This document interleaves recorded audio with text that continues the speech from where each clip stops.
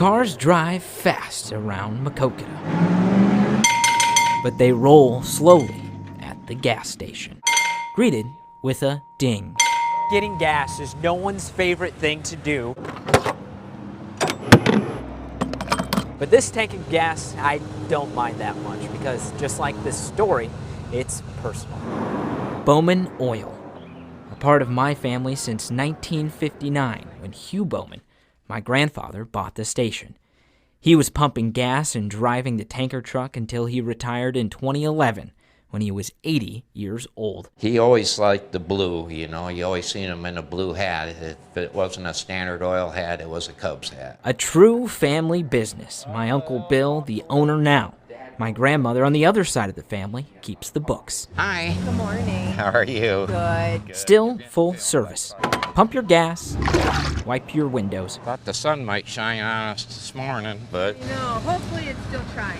yeah, I hope so too. No need for a credit card, 41 even then. just a signature. They ask you maybe check the oil or tires, and you wash your windows and say hi and how you doing. Homemade. Friendly conversations.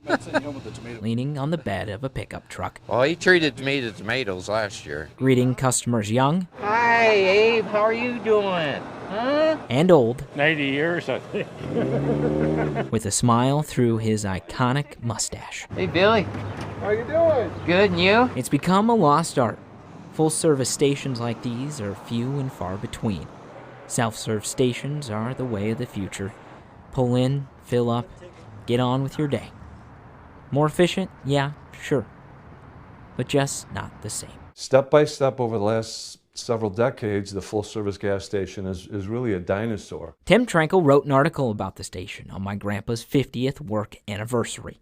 He owned a similar full-service station earlier in life and felt an instant connection. It's a completely different world that Bowman had been and represents a part of America that's almost gone. Bowman Oil is, I don't know, Norman Rockwell, Frank Sinatra, 1952 Chevy pickup.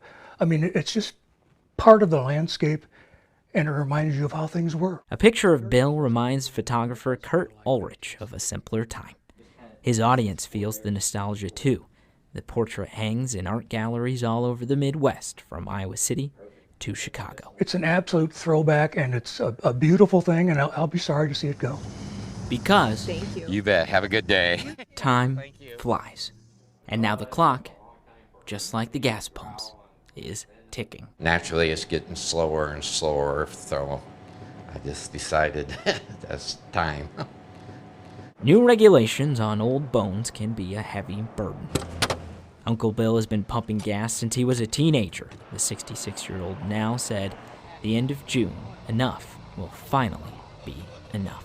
I can even remember as a kid, like in kindergarten or something, riding with my dad once in a while to a place like 10 miles out of town just to deliver gas. The photographic timeline on the wall has reached its end, and the original blue hat will be removed from the glass countertop. Yeah, I'm gonna miss that, and I got a lot of great customers too. I do, and it'll be sad. He'll be sad. Hi.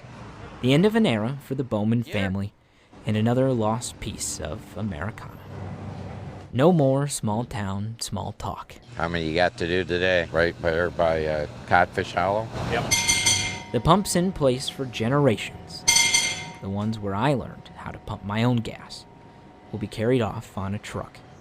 Sign of the times, do it yourself versus building a personal connection with your customers. I put 17 cabbage plants in yesterday. Did ya? When life seemed to drive too fast, it was places like Bowman Oil that brought everything back down Well, I'm gonna have to come over your garden, help you garden. to a slow roll. It's getting pretty green all over.